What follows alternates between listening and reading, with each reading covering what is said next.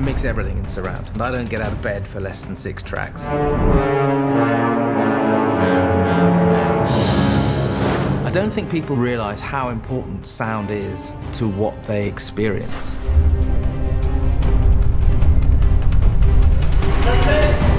I've always been obsessed with sound. I'm always walking into a room and checking the acoustics of the room, going, oh, if we put a drum there, or if we put an acoustic guitar there.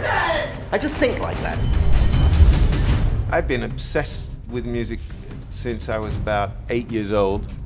Sitting down and listening to a good piece of music, well recorded, played by great musicians and with great deliverance. That's one of the most enjoyable things in life.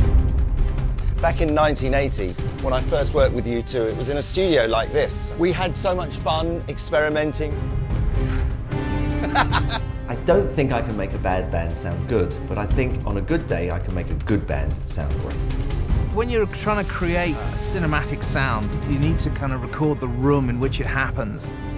And a prime example of that would be the thing that we did for Batman Begins. We put the brass up in the galleries, and this gave us a huge, wide sound.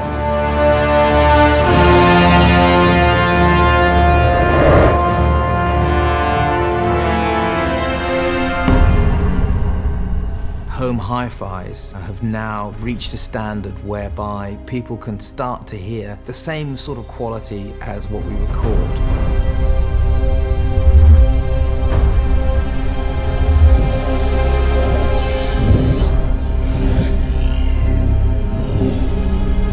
People don't know, unless they hear the difference, that there is a difference.